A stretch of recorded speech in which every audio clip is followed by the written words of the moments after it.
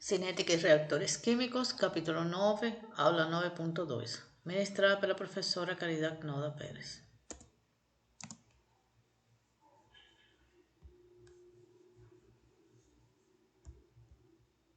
Tópicos da aula: efeito da temperatura e pressão, este tema. Então, vamos tratar agora procedimento geral do projeto gráfico, programação ótima de temperatura e os efeitos térmicos. Então, nesse caso, também foi preparada usando o capítulo 9 do Octavio Levenspiel. Continuando. Então, vamos falar sobre o procedimento geral gráfico para determinar o efeito da temperatura e sobre a taxa de reação e a conversão.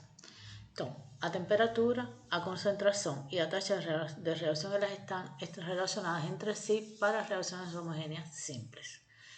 Essas formas que representam a temperatura, a conversão e a taxa de reação existem três e são para reações simples e são as que apresento a seguir.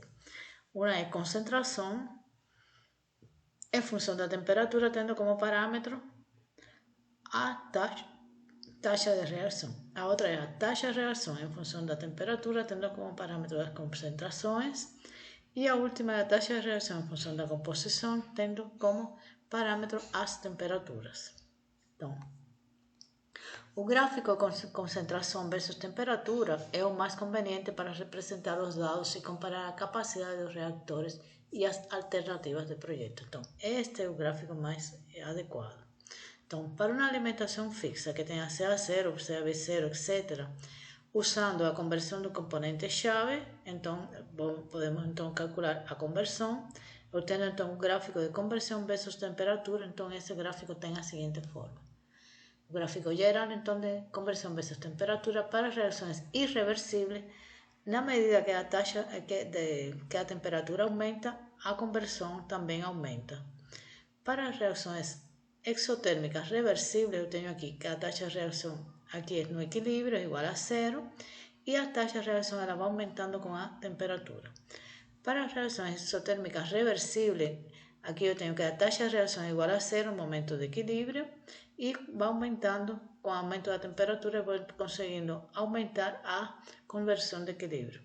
Então, para obter essas figuras é necessário usar os dados cinéticos experimentais para construir os gráficos de conversão em função da temperatura.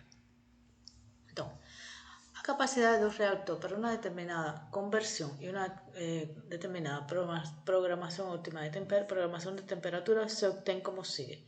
Primeiro, desenhe o caminho da reação no gráfico conversão versus o tempo. Esse caminho é chamado de linha de operação. Segundo, encontre as taxas a diferentes valores de conversão ao longo do caminho. Terceiro, faça o gráfico de inverso da taxa de reação, inverso de menos a taxa de reação versus a conversão para esse caminho. Quarto, encontre a área sobre a curva, essa área abaixo da curva é igual ao volume, dividido FA0. Então, para isso, vou mostrar exemplos de uma reação exotérmica para três caminhos diferentes. De uma reação para três caminhos diferentes.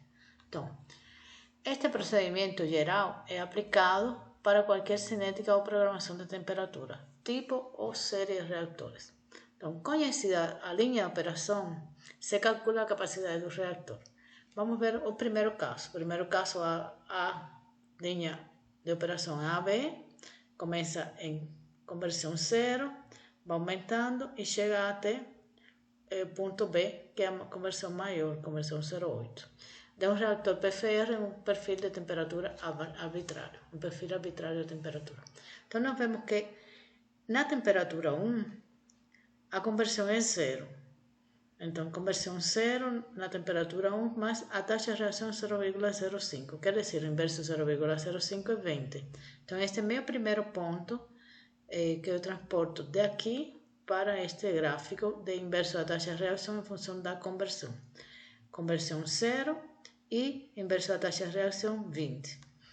Agora ele toca no segundo ponto, ele toca aqui uma temperatura menor, mas com uma conversão, com uma taxa de reação menor, e então ele mais ou menos, a conversão aqui é aproximadamente uns 10, por aí.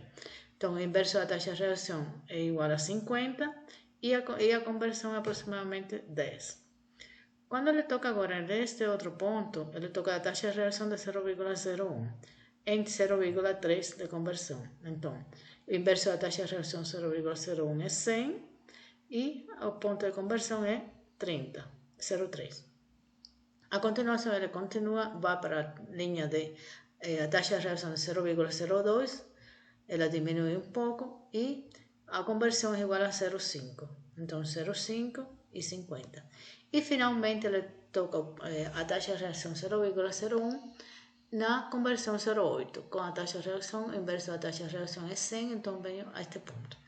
Então, o que eu tenho? Esse é o perfil arbitrário ao longo do caminho, AB, de perfil de temperatura arbitrário, de um reator PFR, para essa condição que está aí. Então, aí nós temos uma reação exotérmica como tal. Então, nós temos que a área abaixo da curva representa o quê? O volume do reator dividido FA0.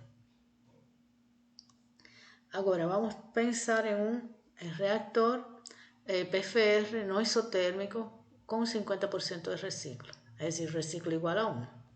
Então, o que nós temos entre o caminho é igual de C a D, é o que é nosso caminho linha de operação.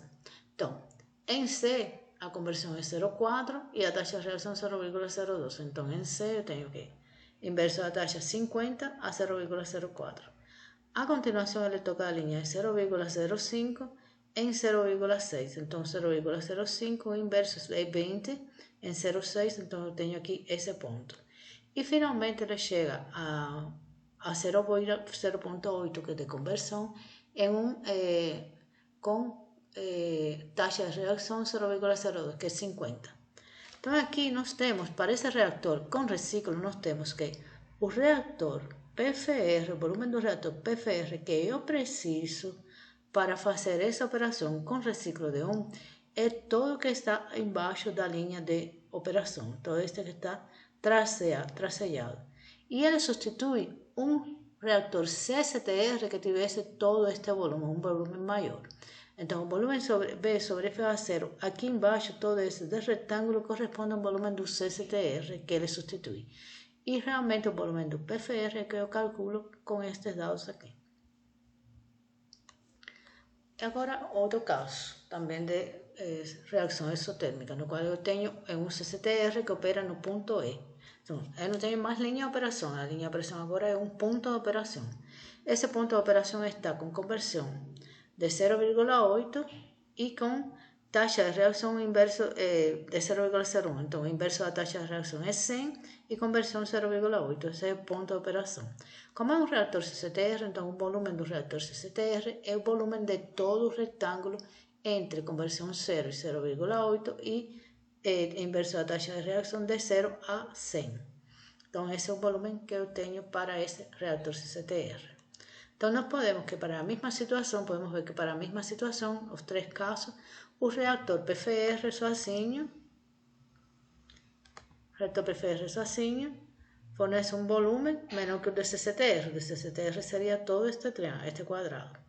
Mas o reator PFR com reciclo de 1 é o que fornece a menor volume do reator. E o reator CCTR, como tal, o maior volume do reator para esse tipo de reação. Então, vamos falar agora de programação ótima de temperatura. A programação ótima de temperatura é a programação de temperatura que minimiza a relação de volume sobre FA0 para um valor determinado de conversão. Ela pode ser uma isoterma, é um reator batelada, a temperatura variando com o tempo, também é um reator batelada, a temperatura variando com o comprimento para um reator PFR, a temperatura variando de estágio para uma série de reatores CSTR. A programação ótima de temperatura representa a condição ideal da que se deseja que os sistemas reais se aproximem. E ela permite estimar quão longe o sistema real está do sistema ideal. Então, em qualquer reator, é como segue. Para qualquer composição, a programação ótima de temperatura é a temperatura na qual a taxa de reação for máxima. Então, a temperatura na qual eu posso ter as taxas de reações máximas. É o lugar geométrico de taxas máximas encontra-se examinando as curvas de taxa de reação em função da temperatura e a concentração. Então, para as reações irreversíveis, como neste caso uma reação irreversível, no qual a taxa de reação ela aumenta com aumento de temperatura. Então, a taxa de reação ela aumenta com aumento de temperatura e então o que podemos trabalhar é vou trabalhar de forma isotérmica na temperatura máxima permitida. Por que a temperatura máxima permitida? Ela é estabelecida por quem? Pelos materiais que compõem o reactor e também pela importância das reações paralelas que possam acontecer com o aumento da temperatura. Já para as reações reversíveis endotérmicas, eu tenho também com o aumento da temperatura, também favorece o aumento da conversão em equilíbrio. Só que é necessário sempre vai aumentar. Só que eu vou ter então que vou trabalhar também com a temperatura máxima permitida, como já disse, também dependendo dos materiais dos reatores e também da possibilidade de reações paralelas. Já nas reações exotérmicas reversíveis, a situação é diferente, um pouco diferente. O aumento da temperatura faz com que aumente a taxa de reação, mas diminui a conversão. Vamos lá. Eu estou aumentando a temperatura, vou trabalhando aqui, aumentando a temperatura. Por exemplo, que eu venho aqui, a essa temperatura a conversão é menor que se eu trabalhasse a uma temperatura maior. Então, o que se diz para a gente conseguir obter para esse tipo de reações uma conversão mais alta?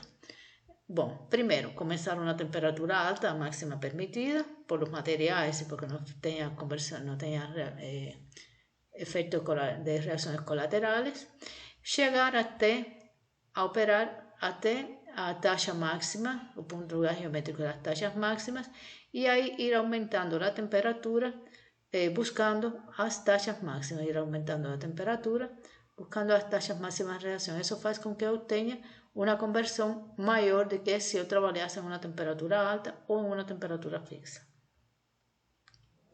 Se o calor absorvido, vamos falar por efeitos térmicos agora, se o calor absorvido liberado por uma reação química é capaz de alterar a temperatura do fluido reagente, então esse efeito de variação da temperatura tem que ser considerado no projeto do reactor. Aí então eu tenho que preciso combinar os balanços de massa e energia para o projeto de reatores. Para uma reação exotérmica, se a transferência de calor não remove todo o calor liberado, a temperatura do fluido vai aumentar com o aumento da conversão. Então é uma reação exotérmica, é necessário manter a temperatura o mais estável possível, e se for possível de forma isotérmica, trabalhar de forma isotérmica na temperatura ideal, fazendo a troca de calor com um determinado trocador de calor.